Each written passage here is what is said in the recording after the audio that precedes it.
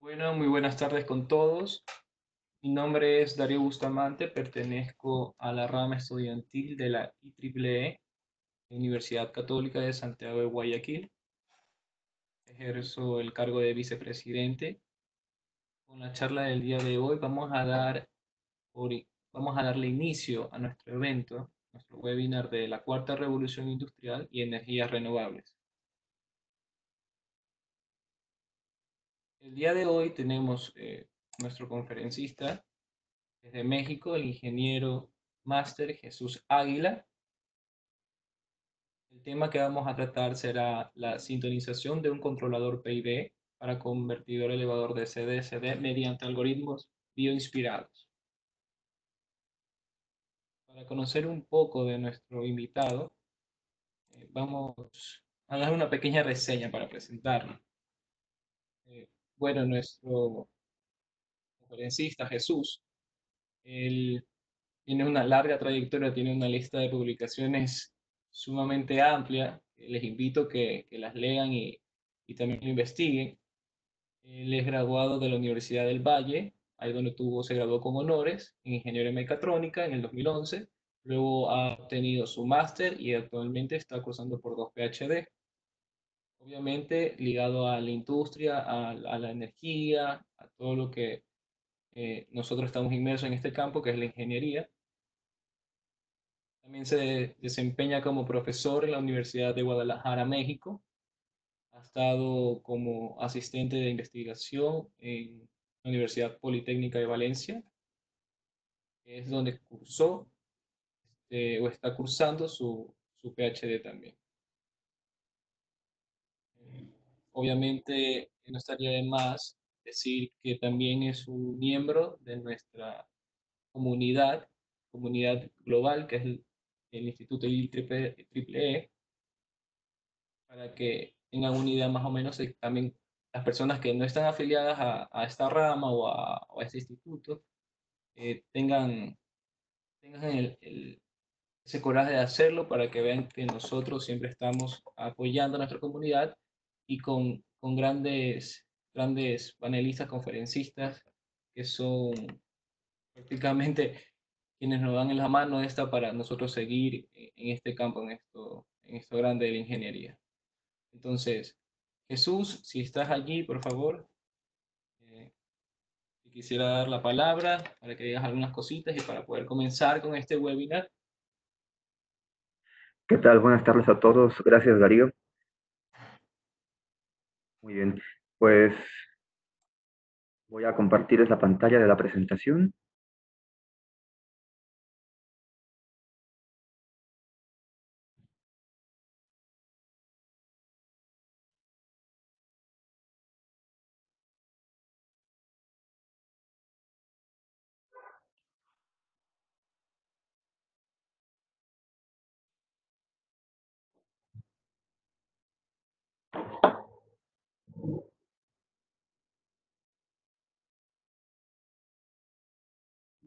Permítanme unos instantes.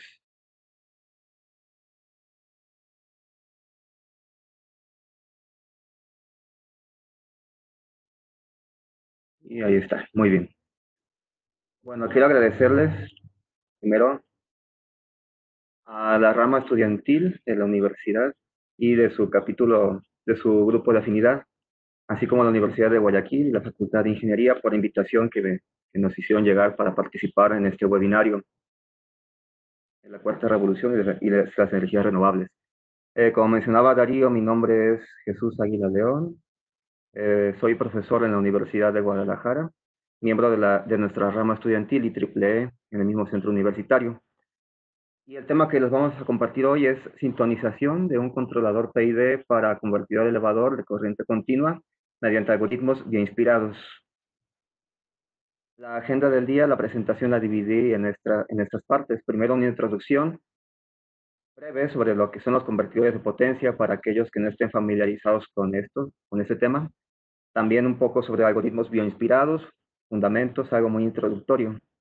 Después les mostraré un ejemplo de aplicación, que en este caso es la optimización de un controlador PID para un convertidor elevador, utilizando 3 algoritmos bioinspirados.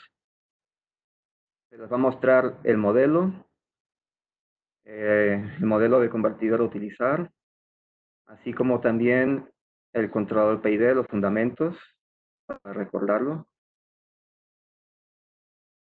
La optimización del convertidor.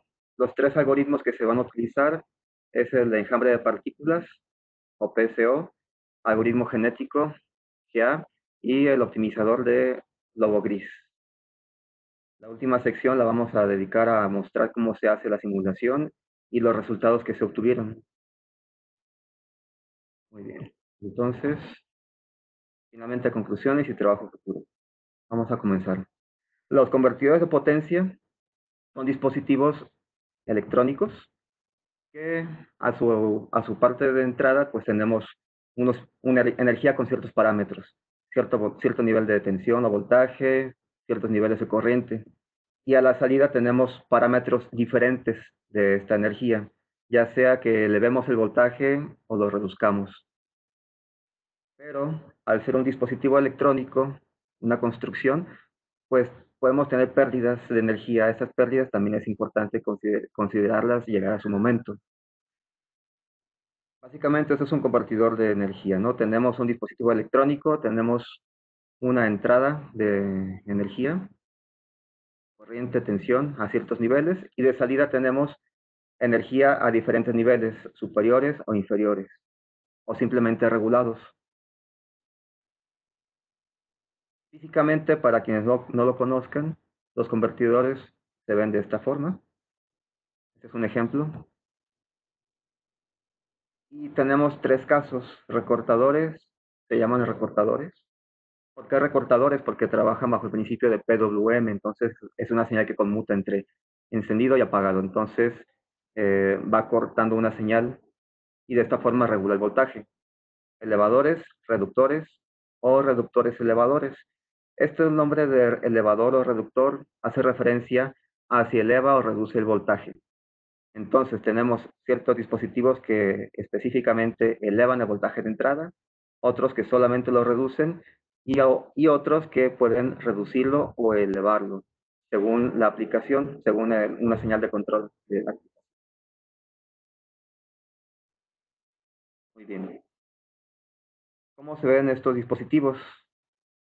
Estos son los tres circuitos, configuraciones básicas de circuitos de este tipo de dispositivos. Como observan, ¿qué es lo que cambia? Lo que cambia es básicamente el arreglo de dónde se ubica el inductor o el capacitor o el elemento de conmutación, que es un transistor. Por ejemplo, en el elevador, que tenemos que el voltaje de salida, que se mide en la carga que está representada por esta resistencia, es mayor que el voltaje de entrada, que es el de la fuente de alimentación. Aquí tenemos ciclos de carga y descarga de un capacitor. Y así va cambiando según la configuración. En el trabajo que se les va a mostrar, vamos a centrarnos en los convertidores de potencia elevadores.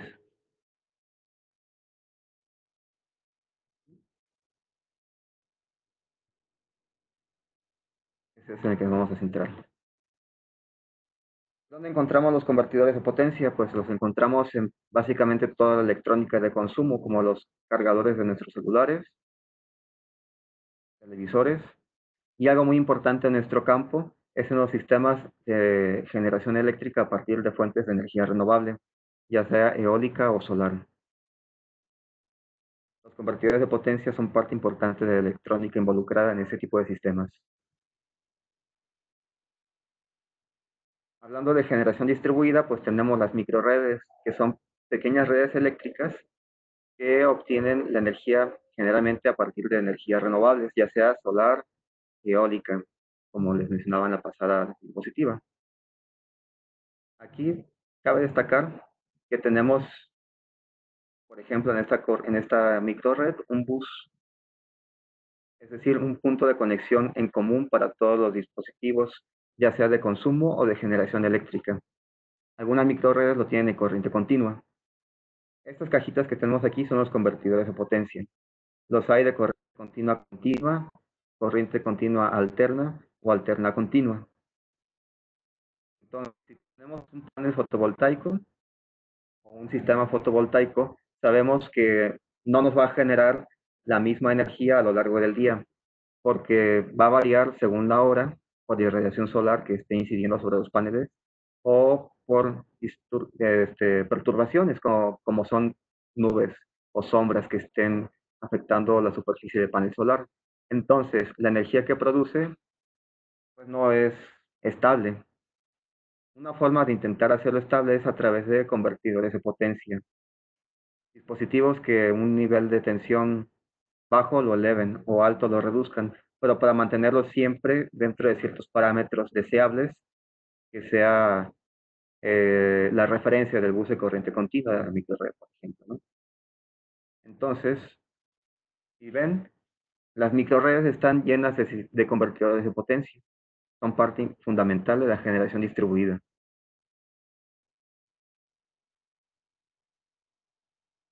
Y hablando de a un nivel más amplio, varias microredes interconectadas a un sistema nacional de generación eléctrica y con intercambio de información nos van a producir el concepto que se conoce como Smart Grid o red inteligente, donde tenemos flujos de energía en diversos sentidos. Hay que recordar que en la generación eléctrica tradicional, las fuentes de energía eran las grandes, o son las grandes hidroeléctricas o termoeléctricas, y solamente el flujo de energía va de la generación, transmisión y distribución, en un solo sentido. Pero cuando se añade esto de las energías renovables en forma de microredes, la energía puede ser en diversos sentidos. Es decir, los consumidores no solamente utilizan energía, sino que pueden producir energía y esa energía la pueden inyectar a la red eléctrica nacional. La energía tiene que adecuarse a través de convertidores de potencia, adecuarse a niveles de tensión y corriente eh, pertinentes para la red eléctrica en este caso. Y no solamente la energía, sino también información. Y la información, pues eso da un valor agregado a ese tipo de sistemas porque permite tomar decisiones. Entonces, una Smart Grid es la integración de diversas microredes y la integración, hablando de energía, se hace a través de convertidores de potencia. Y ahí la importancia de por qué estudiar convertidores de potencia y optimizarlos a través de algoritmos inspirados, como vamos a ver en el ejemplo. Bueno, hemos hablado de optimizar, pero ¿a qué nos referimos con optimizar? Optimizar es encontrar una configuración o una alternativa de solución a un determinado problema que sea mejor a otras soluciones o configuraciones previamente obtenidas.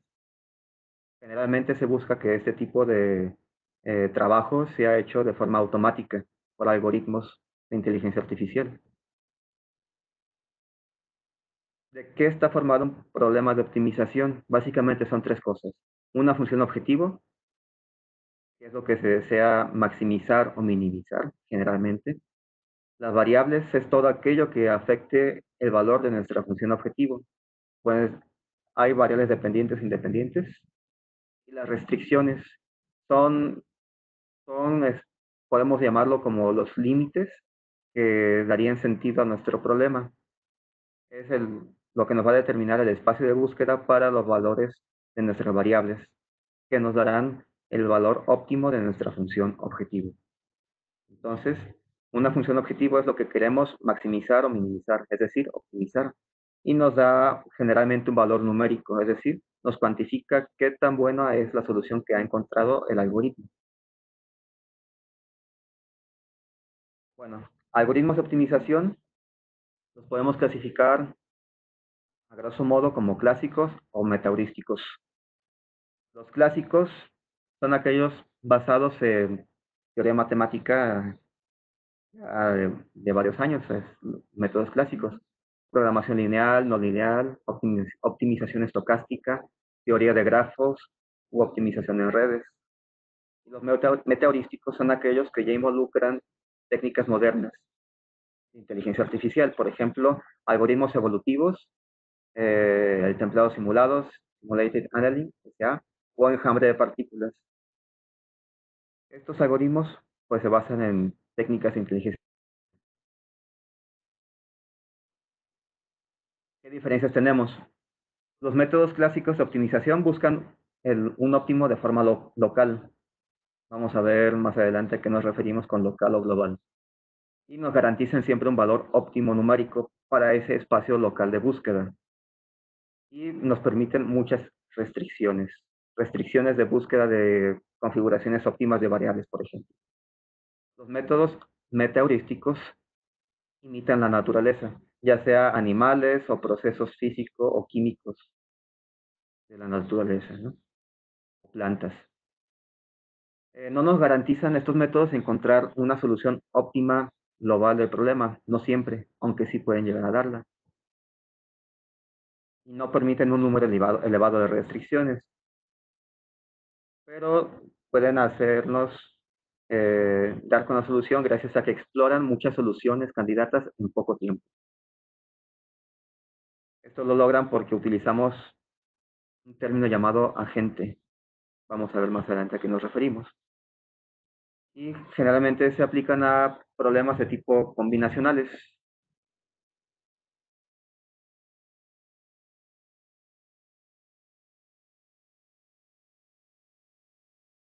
Si alguien tiene alguna pregunta, puede irla anotando en la sección de preguntas y trataremos de darle solución al final. Algoritmos de optimización, hemos hablado que hay dos tipos. Bueno, dos métodos, ¿no? Los clásicos y los metaheurísticos. Y para probar qué tan bueno es un algoritmo, existen funciones matemáticas que nos permiten evaluar su desempeño. Estas funciones se llaman funciones de benchmark. Existen diversas.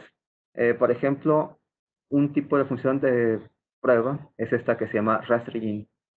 Si, si se dan cuenta, tiene una forma peculiar. Tiene una forma como de varios valles y picos, o varias, una cartera de huevo, algo así podríamos decir. Esta es la función matemática que nos daría este gráfico 3D, donde tenemos esas condiciones. Esta función solo existe en este espacio de menos 5.12 a 5.12. Son los ejes sobre los cuales existe una proyección de esta función. Y dice, esto es muy importante, que esta función tiene un mínimo global en x igual a 0, donde el valor de la función es 0. Esta función matemática que ven aquí representa nuestra función objetivo. Y un algoritmo de optimización lo podemos poner a trabajar sobre esta función. Y si ese algoritmo de optimización nos devuelve al final un valor de f de x igual a 0, significa que encontró el óptimo global de la función. ¿Dónde encontramos óptimos? En cada cresta. Si lo que buscamos es minimizar o maximizar, dependiendo, sería el punto de vista que tendríamos. Por ejemplo, aquí tendríamos un mínimo local. Si nuestro problema de optimización lo planteamos como que queremos minimizar la función, pues esta sería una solución. Una de muchas. Cada punto de estos es un mínimo local con diferente valor. Y si se fijan, cada vez estos mínimos se aproximan más al óptimo global, que es 0. Un algoritmo puede quedar atrapado en un óptimo local y no encontrar el óptimo global, que es la solución a la que se desea llegar. Si esta presentación tridimensional la pasamos a dos dimensiones, pues tendríamos un sistema como de ese tipo. Es decir, aquí ese es un óptimo local no muy bueno porque es un valor alejado de 0. Mientras más cercano sea a 0, mejor solución será porque sabemos que el óptimo global de esta función es 0. Si se fijan, entonces los valles cada vez son más azules, lo que significa que su valor es cada vez menor, hasta que el mínimo valor se encuentra en el centro. Entonces, esto es cómo se evalúa un algoritmo de optimización. Y se pueden poner algoritmos ya sea clásicos o metaheurísticos a probar sobre ese tipo de funciones. ¿Qué podemos determinar? Podemos determinar qué tan rápido converge un algoritmo hacia el óptimo global, ya sea en velocidad o número de iteraciones, o el número de la función que nos devuelva. No siempre vamos a encontrar cero, puede ser que encontremos 0.01 o valores cercanos a cero. Si obtenemos cero, sabemos que el algoritmo es muy bueno. Eso es lo que les mencionaba, el óptimo global se encuentra en el centro, y es cuando la función devuelve un valor de cero exacto. Ujú. Les comentaba que los algoritmos bioinspirados, pues, se basan en la naturaleza. No sé si han visto parvadas de aves cuando están volando, que tienen comportamientos colectivos. Esos comportamientos los hacen cuando están buscando alimento.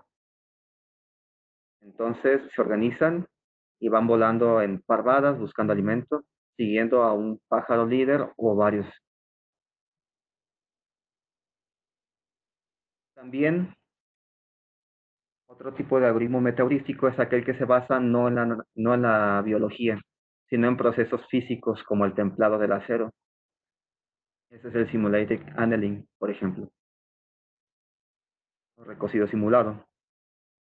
Y otros que no se basan ni en comportamientos colectivos ni en procesos físico-químicos, sino en los mecanismos de evolución de las especies. Estos son los algoritmos genéticos, en este caso, como esta imagen de la izquierda. Bueno, aplicando algoritmos bien inspirados, sabemos que es posible solucionar problemas de ingeniería, es decir, encontrar configuraciones óptimas de sistemas. Nosotros vamos a aplicarlo en problemas de microredes en específico.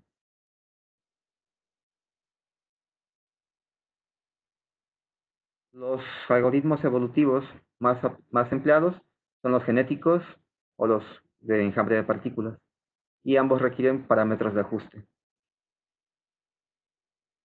Dentro de los algoritmos de optimización, tenemos el algoritmo de manada de lobos o de lobo gris. Esta es una alternativa interesante porque, a diferencia de otros tipos de algoritmos, tiene menos parámetros de ajuste previos a su utilización. Es un algoritmo relativamente nuevo, del 2014, su primera publicación por el doctor Miljalili.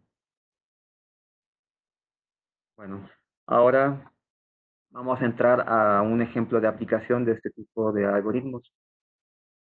Como vimos, tenemos un convertidor de potencia. Vamos a utilizar el ejemplo de un elevador, convertidor de elevador de corriente continua,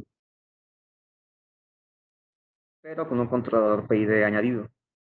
Tenemos la configuración clásica, bueno, la configuración que debe tener un convertidor elevador. Tenemos el elemento de conmutación en el centro, representado por la letra Q para el transistor, y la señal de control que viene de un PID. Este controlador PID tiene una referencia de voltaje, que es la consigna, y además tenemos un voltaje de salida, que es el voltaje medido en la carga, es decir, en la resistencia de este diagrama eléctrico.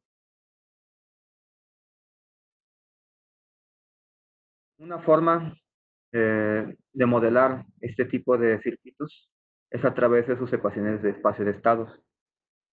Se obtiene mediante leyes de Kirchhoff de voltaje y de corriente.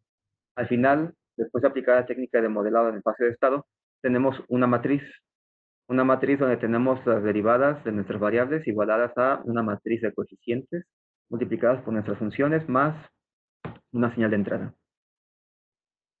Esto se adecua bastante bien a lo que buscamos, que es saber los cambios de corriente y voltaje ante entradas, ante un voltaje de entrada y perturbación. Donde en esta matriz L es la inductancia, C la capacitancia y L de T es la corriente del inductor. VO de T es el voltaje a la salida del convertidor, VI de T es el voltaje de entrada y U es el estado de conmutación del transistor. Ese estado solamente puede ser 0 o 1, porque o conduce o no conduce el transistor a un ciclo de trabajo determinado por el controlador PID. . Nuestro sistema se vería más o menos de esta manera. Tendríamos el convertidor elevador como nuestro sistema y el controlador PID antes de nuestro sistema con un accionador. En este caso, el accionador es el transistor.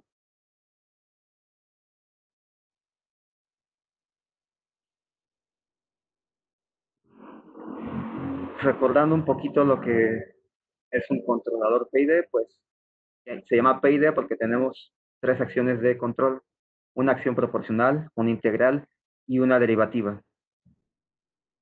Cada una tiene un efecto diferente sobre las respuestas del sistema. Por ejemplo, la acción proporcional aumenta el sobreimpulso máximo y reduce el tiempo de subida. Es decir, el sobreimpulso máximo, ¿dónde lo tenemos? Es esta parte, la parte del sobreimpulso es la parte máxima, la cresta de la respuesta del sistema. La parte de acción integral de un controlador PID reduce el sobreimpulso, disminuye el tiempo de establecimiento. El tiempo de establecimiento es cuánto nos tarda la respuesta del sistema en alcanzar la señal de la referencia del sistema, ¿no? Por ejemplo, aquí lo tenemos. Si se fijan, la consigna es esta línea que está marcada en horizontal. Si tenemos un controlador integral, pues tenemos un sobreimpulso prácticamente nulo, ¿no? Y la acción derivativa es muy importante porque ella nos permite anticiparnos al error. Es qué tan rápido reacciona nuestro sistema ante cambios en la señal de error, es decir, en qué tanto está difiriendo la señal de salida respecto a la referencia. Igual reduce el sobreimpulso máximo y disminuye el tiempo de asentamiento. Estas son las tres gráficas de un controlador proporcional, integral y derivativo, de arriba hacia abajo. La expresión matemática para un controlador PID es la que sigue. Si se fijan, tenemos una parte que es proporcional con la constante Kp multiplicada por el error. Luego una parte integral, que es la integral del error a lo largo del tiempo, multiplicado por la misma constante proporcional Kp. Y finalmente se suma una derivada de el error en el tiempo multiplicada por la misma constante de ganancia Kp. Y UDT vendría a ser lo que es nuestra señal de control, la salida del controlador. TI y TD es el tiempo de integración y TD el tiempo de derivación de nuestra señal de error. Estos tiempos, TI y TD, podemos expresarlos como constantes también de ganancia integral y derivativa, en términos de Kp. Es decir, la ganancia integral KI sería igual a la constante proporcional sobre el tiempo de integración y la constante derivativa o KD es igual a la constante proporcional multiplicada por la constante derivativa. Y así tendríamos tres constantes de ganancia: la proporcional, Kp, la constante integrativa, Ki, y la constante derivativa, Kd. Ahora, para que un controlador PID funcione correctamente, se tiene que sintonizar. Sintonizar significa encontrar los valores para Kp, Ki y Kd tales que se satisfaga un criterio de respuesta del sistema. Aquí este criterio puede variar. Puede ser que de acuerdo a la necesidad necesitemos que el sistema se establezca un tiempo muy corto o que se establezca un tiempo muy largo o que no tenga sobreimpulso. Entonces, estos valores Kp, Ki y Kd pues van a depender realmente de qué es lo que queremos de nuestro sistema, de cómo deseamos que éste responda. Y existen diversos métodos, clásicos y metaheurísticos, nuevamente igual que en los de optimización, ¿no? En los clásicos, recordando un poco las clases, pues tenemos los métodos, el de curva de reacción de Ziegler-Nichols o primer método, el método de oscilaciones sostenidas de Ziegler-Nichols o la curva de reacción de Cohen-Cohn. Las curvas son casi métodos gráficos y el de oscilaciones sostenidas es encontrar un valor de Kp muy grande tal que la respuesta de nuestro sistema sea oscilante. Y entonces ustedes ya pueden remitirse a tablas de algún libro como el de Ingeniería Moderna de Control de Ogata, donde viene cómo obtener estos valores de Kp, Ki y Kd. Esto no lo vamos a ver en la presentación, pero si lo desean consultar, ahí viene. Y métodos meteorísticos, que a través de algoritmos podemos obtener de forma automática estos valores de Kp, Ki y Kd, ya sea con algoritmos de optimización o redes neuronales. Estos dos métodos son inteligencia artificial. ¿En qué se diferencia?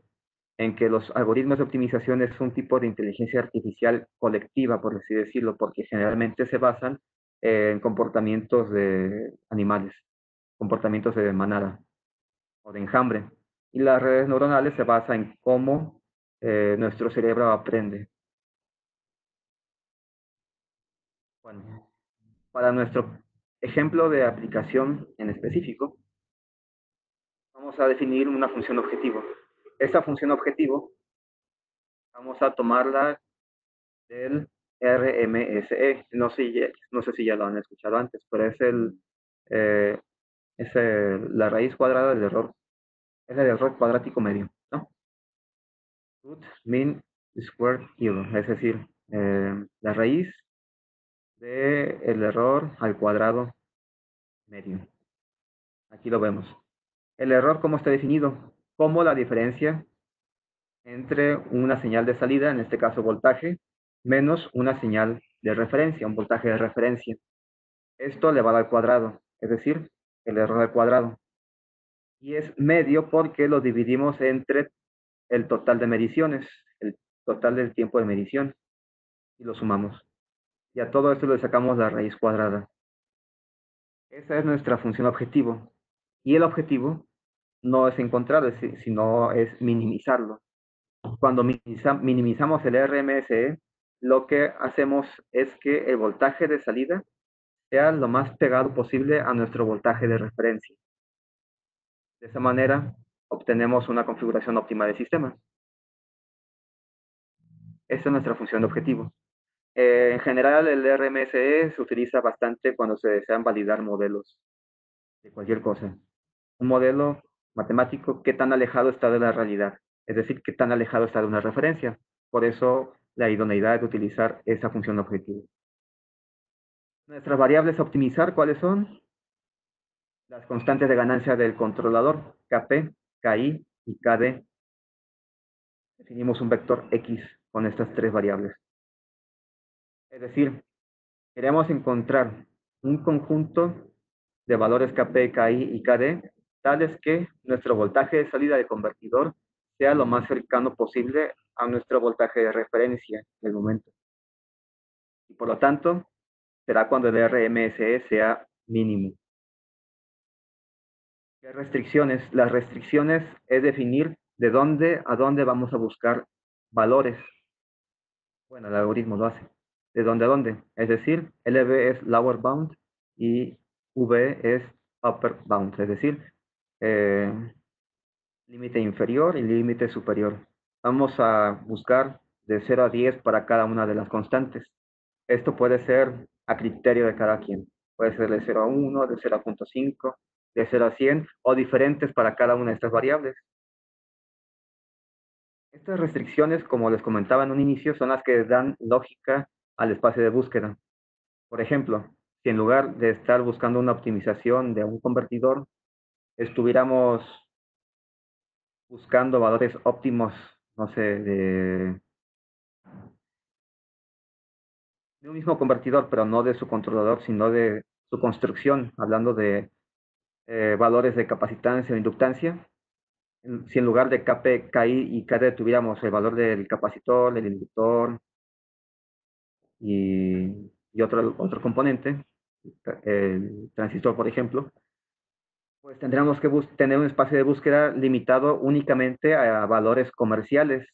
No podemos tener valores negativos de capacitancia o de ciertos valores decimales. Entonces, las restricciones son aquellas cosas que nos dan lógica al problema de optimización, ¿no? Volviendo a nuestro ejemplo, vamos a buscar de 0 a 10 para cada una de las constantes.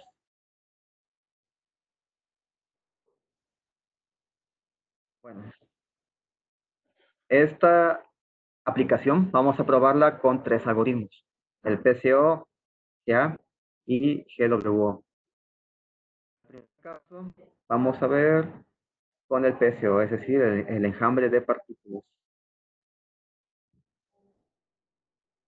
donde encontramos comportamientos de tipo enjambre en las hormigas, en las abejas, en las aves, en los cardúmenes de peces, todos ellos cuando están buscando alimento. Entonces, los animales cuando buscan alimento tienen un espacio, un área sobre la cual buscan, un espacio de búsqueda, es decir, exploran y luego explotan los recursos que están en esa área. Bueno, ya les comentaba esto, que se basa en el comportamiento de enjambre de muchas especies. Es un algoritmo más o menos genérico. Y cada partícula representa ya sea a una hormiga, a un ave, es decir, a un animal, o un agente, hablando de manera más general. Y cada animal o agente tiene su propia velocidad, posición en el espacio y aceleración.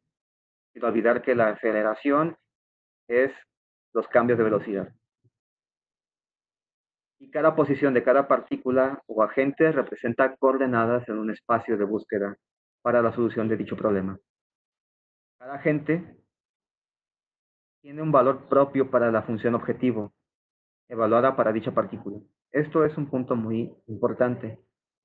Tenemos nuestra función objetivo dentro del algoritmo. ¿Cómo encontramos el valor óptimo? Evaluando dicha función objetivo en cada agente, en cada partícula. Cada partícula nos va a devolver un valor numérico. En nuestro caso, mientras ese valor numérico sea menor, mejor será la solución. Y de todas las partículas, aquella que tenga el valor menor será tomada como la mejor solución de esa corrida o iteración del algoritmo. Bueno, ¿cómo empieza el algoritmo? Primero, a cada partícula se le da de manera aleatoria una posición y una velocidad. Y conforme el algoritmo va avanzando, conforme pasan iteraciones, la velocidad de las partículas se va a acelerar en la dirección a la solución global y al mejor personal.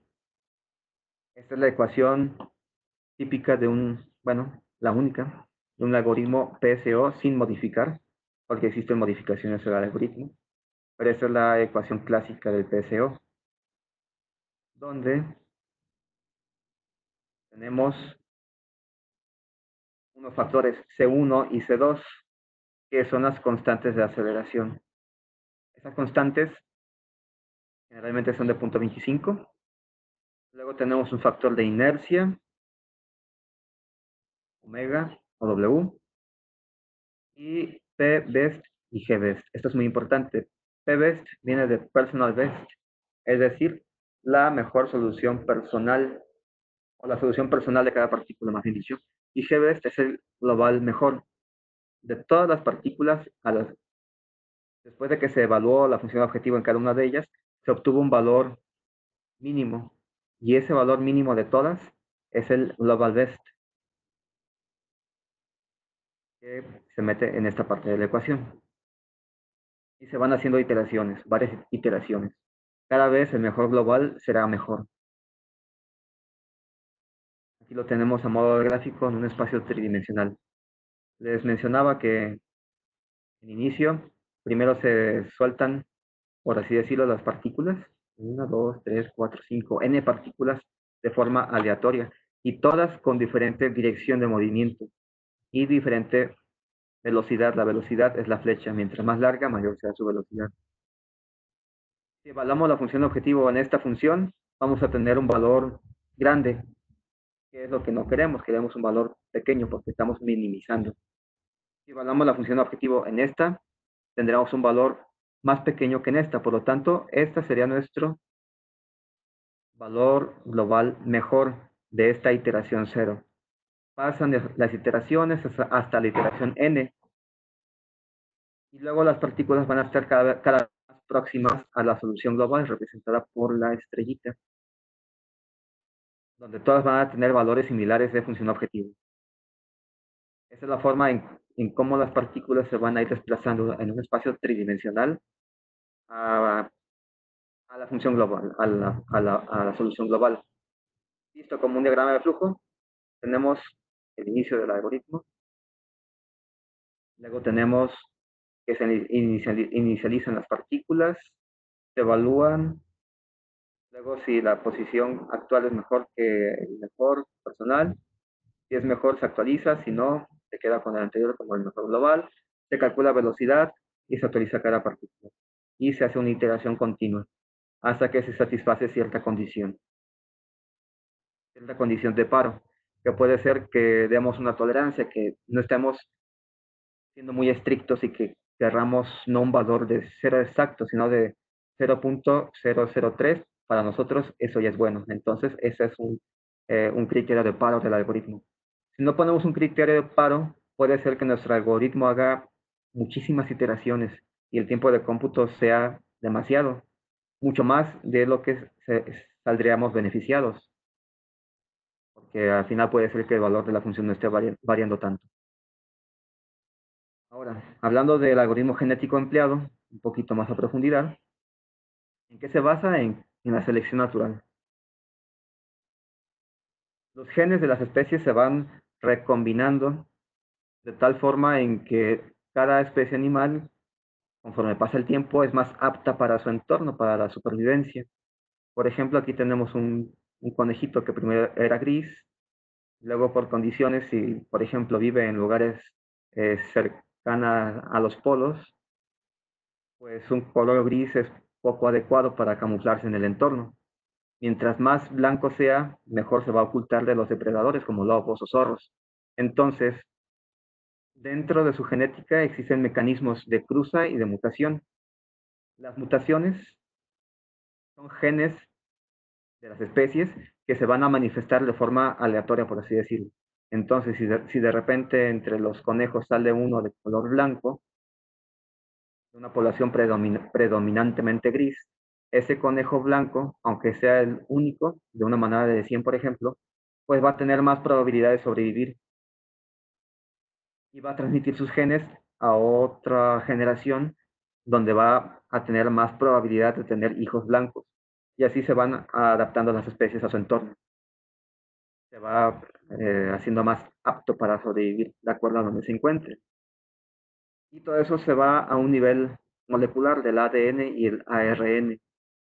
Son mecanismos de cruza entre especies y de mutación. Mutación que nos dan características no previstas, por ejemplo, que sea un conejo blanco de una madre gris, pero que lo hace más apto para sobrevivir, aunque no haya estado, por así decirlo, planeado en cierto modo, ¿no? Esto se puede traducir al lenguaje computacional, a algoritmos, y esa es la parte que se aplica a problemas de ingeniería, mecanismos de cruza y de mutación,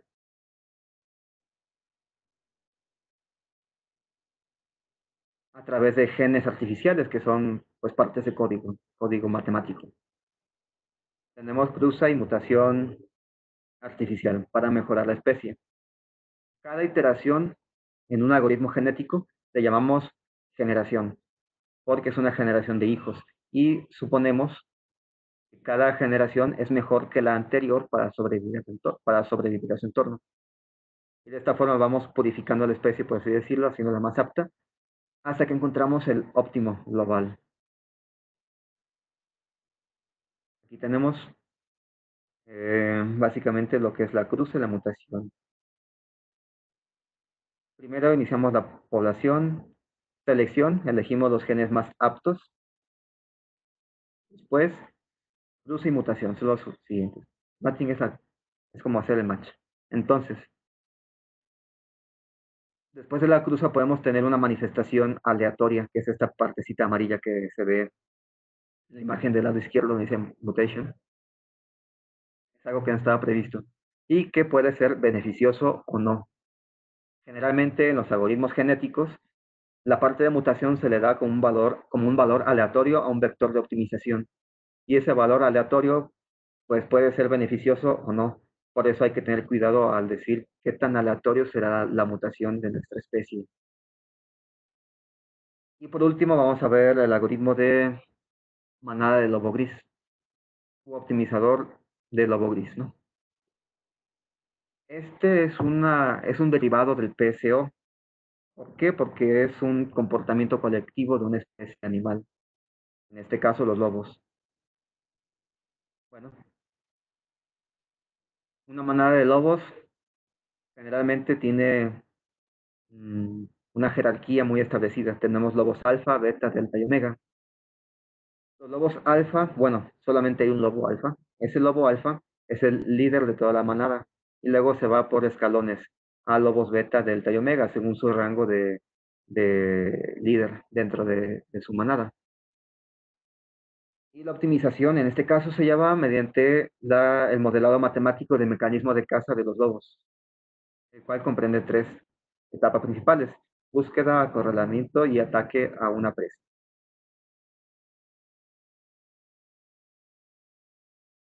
Y nuevamente vamos a tomar el error cuadrático medio como ya lo habíamos mencionado.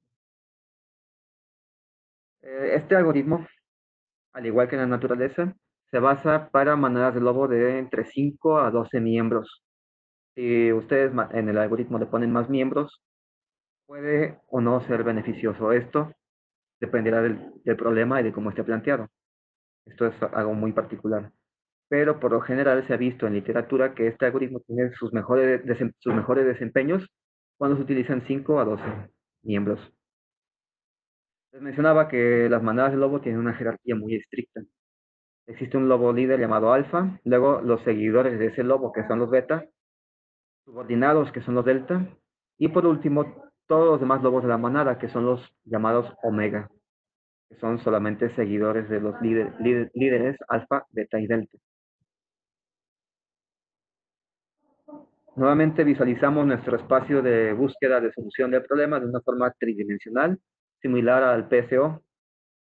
Cada partícula va a ser un lobo y el lobo será líder conforme esté más cerca de la solución global del problema. Aquí lo tenemos: alfa, beta, delta y omega. Bueno, tal y como sucede en la naturaleza, la solución óptima, es decir, la caza, se lleva a cabo mediante las etapas de exploración del posible espacio de búsqueda en tres etapas: acorralamiento, caza y ataque a la presa. En estas imágenes que se muestra ahí, se puede visualizar este tipo de comportamiento, donde de la imagen A y B tendríamos la etapa de acorralamiento, donde los lobos se van aproximando poco a poco hacia la presa. De la C a la D tenemos la caza, cuando ya han identificado la ubicación de la presa y están tan próximo a ella que ya la pueden acorralar, bueno, de una forma más efectiva, ¿no? Ya no están buscando, ya están cazando, porque ya la vieron a la presa, saben dónde se encuentra. Y por último, el ataque, que es cuando tenemos el valor óptimo, cuando la presa ya no se mueve y los lobos están prácticamente sobre de ella. Vamos a ver cada una de esas etapas de una forma un poco más detallada. El acorralamiento de la presa es la etapa primera. En esta etapa los lobos buscan a la presa y la acorralan y actualizan su posición, basados en aquel que tenga la distancia menor respecto a la presa, de acuerdo a unas ecuaciones. Estas serían las ecuaciones. Tenemos algunas constantes, A y D, y C, que son vectores de coeficientes que el algoritmo los da de forma automática porque los va computando poco a poco. XP es la posición vectorial de la presa, su lugar en el espacio. X es el vector de posición de un lobo gris cualquiera para una iteración T más 1. T es la iteración actual y T más 1 es la siguiente iteración. Por lo tanto, la primera ecuación nos actualiza la ubicación del lobo. R1 y R2 son valores aleatorios generados entre 0 y 1. Y A es un vector cuyo valor decrece linealmente conforme, A minúscula, conforme va avanzando el algoritmo. Estas son el conjunto de ecuaciones básico para esa primera etapa. Luego viene la segunda etapa, que es la presa, donde los lobos con la mejor posición relativa a la presa son considerados lobos alfa, beta y delta. Es, por así decirlo, el momento en que etiquetamos nuestras mejores soluciones, de acuerdo a estas ecuaciones. X1, X1, X2. X1, X2, X3. Para los lobos alfa, beta y delta. Y es el promedio porque tomamos la mejor de cada uno de ellos. Recordemos que es un proceso iterativo, entonces todas esas ecuaciones tienen que computarse una y otra vez.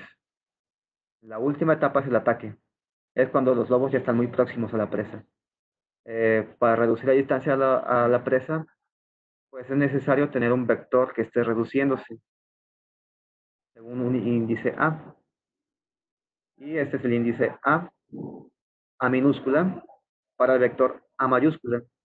Si se fijan, A minúscula es un valor que va decreciendo conforme las iteraciones avanzan a un número máximo de iteraciones T mayúscula. Recordemos que T minúscula es la iteración actual. Entonces, de esta forma vamos atacando la presa con estas dos expresiones matemáticas. Les mencionaba que es un proceso iterativo, entonces al igual que los otros, tenemos un diagrama de flujo, donde el primer paso es inicializar una población de lobos, y luego para cada lobo vamos evaluando la función objetivo. Después vamos viendo cuál de ellos tiene el mejor valor, y a aquel que tenga el mejor valor de la función objetivo le designamos o etiquetamos como lobo alfa. Luego beta, delta y omega, según qué tan lejos estén de la presa, o la solución global, ¿no? Presa o solución global, que es lo mismo. Si no se cumple un criterio de búsqueda, el algoritmo regresa y vuelve a computar todo. Ese es el pseudocódigo. Es básicamente lo que les platiqué. Si quieren verlo más detenimiento, pues creo que se les va a compartir la grabación. Vamos a pasar ya a la parte de la simulación del sistema. Bueno, el sistema es un convertidor elevador, retomando un poquito en qué estábamos, ¿no? Entonces tenemos valores constantes B, el inductor, el capacitor, un valor de carga inicial que vamos a ir variando para probar qué tan bueno es el sistema.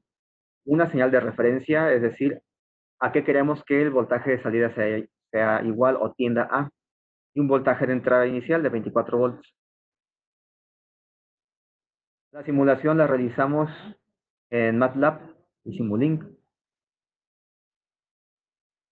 Se realizó el modelo en espacio de estados, como ya se mencionó anteriormente, y aquí se les muestra una captura de pantalla de ejemplo, ¿no? Del código y algunos resultados.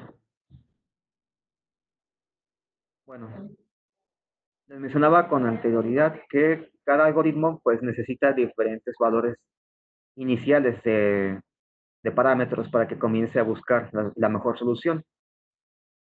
Entonces hay que definirlos. Y antes de continuar, muy importante que cuando ustedes hagan alguna simulación en optimización o inteligencia artificial de cualquier tipo, documenten el hardware que estaban ustedes utilizando para que puedan tener un marco de referencia. En este caso utilicé mi laptop, que es una Dell Inspiron Core i7 de sexta generación, 8 GB de RAM y un disco duro de estado sólido. Hablando ya en específico de los parámetros de configuración de cada algoritmo, pues tenemos tres, ¿no? Decíamos el de manada de lobos, PSO puro y el genético. O sea, en el caso de manada de lobos, se utilizaron solamente, bueno, el máximo recomendado, que son 12 lobos, un número máximo de 7 iteraciones. Para el PSO, aquí se tomará en cuenta más partículas, que son 50. Luego un factor de inercia ajustable automático de 0.4 a 0.5, es decir, inercia dinámica. Peso de ajuste personal de 3 y social de 1. Estos son constantes que podemos definir. Luego en el genético pues tenemos 50 genes o cromosomas, por así decirlo. Una razón de cruce de 0.8, de mutación de 0.6 y un número máximo de generaciones de 100. Si se fijan, es recomendable que la cruza sea superior a la mutación en el caso del genético. ¿Por qué? Porque si tenemos una mutación superior a la cruza, tendríamos muchas cosas aleatorias. Muy bien, entonces,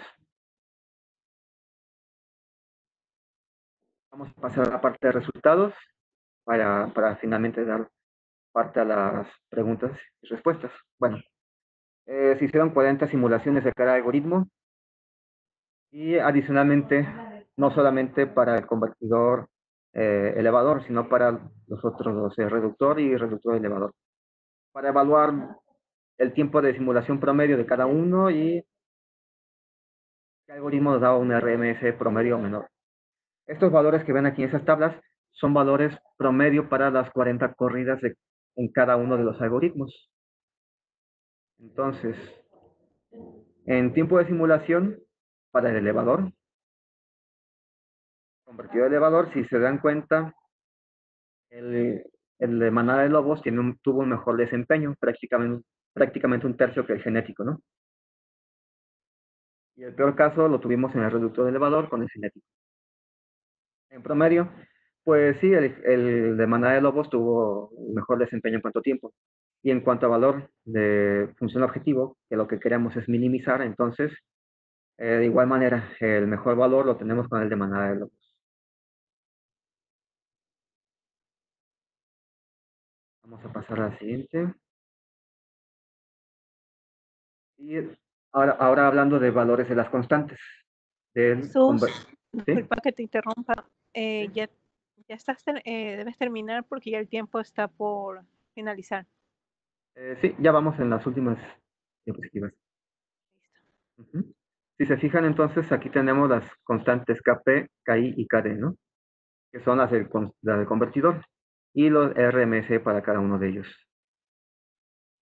Al igual que en las tablas anteriores, vemos que el RMS, mientras más pequeño, es mejor. Y en comparación con el PCO y el GA, tenemos mejores resultados el GWO, ¿no? Siendo un 63.9% menor que el PCO y 58.96% menor que el GA, en este caso. Y evaluando el sistema para cambios en la carga, la última gráfica nos muestra el perfil de carga que se probó. Si se dan cuenta, comenzamos con un valor de carga, lo vamos aumentando hasta que llega a un máximo y luego un mínimo. Estos cambios ocasionan en la respuesta del sistema oscilaciones y picos máximos. En el GWO, que es el de manada de lobos, sí tenemos picos máximos, en todos tenemos picos máximos, pero logramos tener menores oscilaciones ante los cambios de carga. Esto es una ventaja, porque significa que el sistema se va a establecer en una referencia en un tiempo más corto que los otros sistemas que presentan importantes oscilaciones ante cambios de carga. Estos son el resumen de los resultados. Ahora vamos a las conclusiones. En esta presentación, pues les mostramos conceptos básicos de convertidores de potencia. También se les dio una introducción a algoritmos de inspirados. Se mostró un ejemplo de aplicación para sintonizar un controlador PID a través de un algoritmo de inspirado, utilizando tres algoritmos: el PSO, enjambre de partículas, genética y manada de lobos. Las simulaciones se hicieron con MATLAB Simulink y nuestra función objetivo era el RMS, es decir, eso nos da señal de qué tan bueno o malo es el resultado, ¿no? Y se hizo una comparativa de la respuesta del sistema ante cambios de carga para los tres tipos de optimización. Obtuvimos mejores resultados con el de manada de lobos, con un RMS inferior tanto para PCO como para el genético. Y la respuesta del sistema sintonizado con manada de lobos pues presentó menores oscilaciones en el transitorio para cambios de carga.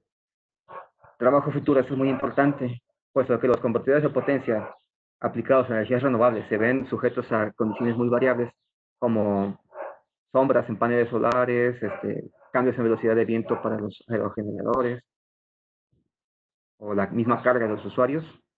Pues tenemos que tener en cuenta que los controladores PID tienen sensibilidad y estabilidad marginal. Y esta sensibilidad y estabilidad marginal tiene que ser evaluada para un mayor rango de condiciones cambiantes, tanto de carga como de voltaje, u otro tipo de perturbaciones no modeladas, incluso para pérdidas. Y también es importante a trabajo futuro evaluar este tipo de sistemas para voltajes de alta tensión en corriente directa, ¿no? Además de comparar el desempeño de controladores PID contra otro tipo de controladores, ya sea por modos deslizantes u otro, o de lógica difusa, por ejemplo. Estas son las referencias para el trabajo. Y hasta aquí será la presentación. Muchas gracias por su atención. No sé si pasamos a las partes de preguntas. Sí, Jesús. Ahorita vamos a hacer rapidito algunas preguntas de nuestros asistentes. Igual recordarles que esta grabación la estaremos subiendo próximamente en alguna plataforma y se le debemos indicar en los correos que se registraron. Bueno, Muy bien. tenemos la primera, que fue por Wellington Campo Verde, dice, ¿qué porcentaje de pérdida de energía es aceptable para un convertidor de energía?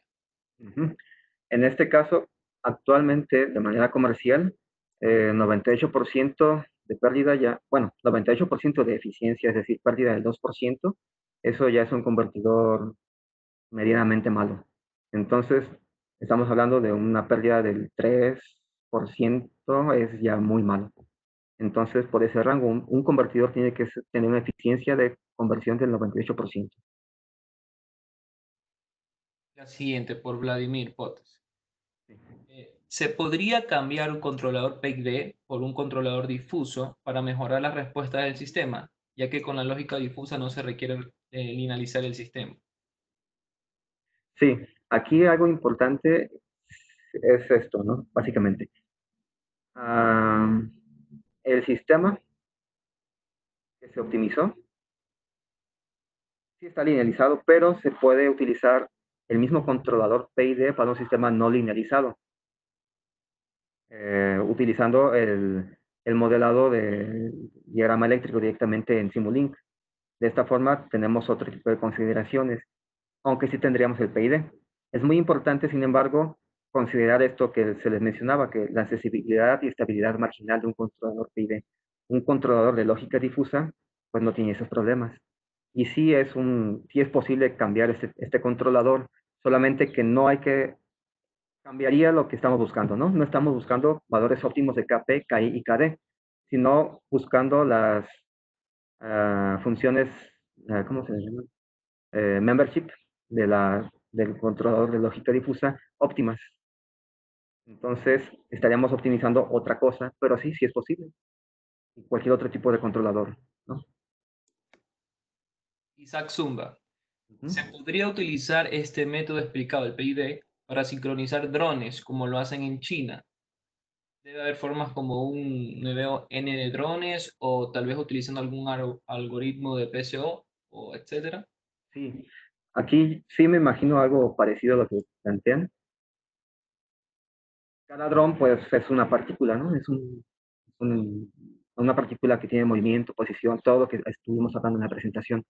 Entonces, no es tanto, yo no lo vería tanto el PID, porque el PID para un dron ya está embebido para mantenerlo en condiciones de vuelo adecuadas. Sino, por ejemplo, si es un ejército de drones que está buscando algo, por ejemplo, plagas. La función objetivo sería una plaga o una marca en específico que determine en un sembradío, por ejemplo, que un sector está enfermo, ¿no? Valores de infrarrojo de tal nivel, por ejemplo, esa sería nuestra función objetivo. Entonces, los drones, explorando toda esa área, podrían aplicar este tipo de algoritmos de enjambre de partículas para dar con zonas infectadas de una forma más efectiva. Y es una aplicación que me parece bastante interesante, según lo van platicando por aquí. Y bueno, y ahora sí para concluir, tenemos una pregunta por Daniel Jaramillo. Ujú. Dice, refiriéndose a los algoritmos. ¿Estos algoritmos para los controladores sirven también para otro tipo de convertidores como de AC a DC o convertidores de corriente? Sí, sí, sí. Se aplican a cualquier tipo de convertidor, no solo CD, CD o CA, CD. También puede ser para reducción de armónicos, por ejemplo, para, para todo tipo de problemas de tipo combinacional, donde se necesita encontrar valores, ya sea de constantes, de configuración, de cualquier cosa, este tipo de algoritmo se puede trasladar. Aquí lo único importante es saber cómo plantear el problema, ¿no? Discernir entre las variables dependientes, independientes y cómo modelar el sistema de forma adecuada, que no se vuelva algo demasiado costoso en tiempo de simulación contra el beneficio que se obtendría. No sé si han quedado claras las preguntas. Sí. Si alguno quisiera hacer una pregunta ahorita por micrófono, puede levantar la mano. Tenemos espacio para una pregunta, chicos. Si no, creo que ahí concluiríamos. Igual, Jesús, si puedes ayudarnos con la imagen de tus contactos, ya saben, Sí, claro. te pueden seguir Aquí está. o te pueden hacer alguna consulta. Sí, sí, sí. Ajá, Creo que digamos. hay una última pregunta. Bueno, igual de Facebook me pueden buscar con mi nombre, así tal cual, Jesús Águila León, es mi red social principal. O Instagram también es la misma, Jesús Águila León. Listo. Una última pregunta, Ujú. Jesús, entonces antes de irnos y despedirnos. Sí, sí. Pregunta Carlos Salgado. ¿Un PID se aplica a la base del transistor como una señal PWM? ¿Cómo empatan los agentes? ¿La función objetivo es tipo PWM? Ajá. Sí. Voy a regresarme Sí, claro. a donde está la imagen del controlador. Aquí. Bueno, exactamente, sí. Aquí tenemos el PWM y la señal de control. La función objetivo no es la señal en sí, sino una medición. La medición del voltaje a la salida de... Vamos a dibujar. La función objetiva la encontramos acá. Un minutito. Eso. Sí. Es el voltaje de referencia. Esa es nuestro objetivo, es reducir la diferencia entre el voltaje de referencia y el de salida, tal que tienda a cero. Entonces nuestro objetivo es ese. ¿Y cómo lo logramos? Modificando el ciclo de trabajo del elemento de conmutación, que es el transistor, a través de una señal PWM de un controlador PID. Y encontrar dicha señal óptima, por así decirlo, es a través del algoritmo de optimización, buscando la construcción óptima del controlador, constantes Kp, Ki y Kd, para modificar la señal de control y obtener un voltaje de referencia y de salida que estén prácticamente empatados. Así es como se aplicaría el enjambre de partículas en este caso. No sé si quedó claro. Bueno, Jesús, tenemos ahorita 2 minutos para terminar este webinar y quiero utilizarlo para agradecerte por tomarte el tiempo, por explicarnos con estas diapositivas muy claras, sinceramente. Personas que, por ejemplo, no tenemos mucho alcance con este tipo de temas, creo que se nos ha aclarado mucho el panorama. Te habla de manera personal. A todos los asistentes también agradecerles. Recordamos que seguimos en nuestro webinar, es toda la semana. Este recién fue el comienzo y qué grata experiencia de haberlo abierto de esta manera. Muchas gracias, Jesús. Esperamos poder contar contigo en las próximas conferencias también. Eh, Excelente, gracias. No, pues muchas gracias a ustedes por la invitación y qué bueno que les pareció interesante el tema. E igual queda abierto para cualquier colaboración futura que deseen, ah, aquí a través de mis datos de contacto o las redes sociales. Muchas gracias. Muchas gracias, Que Jesús. tengan buena Jesús tarde. Águila León para todos. Gracias, hasta luego. Hasta luego.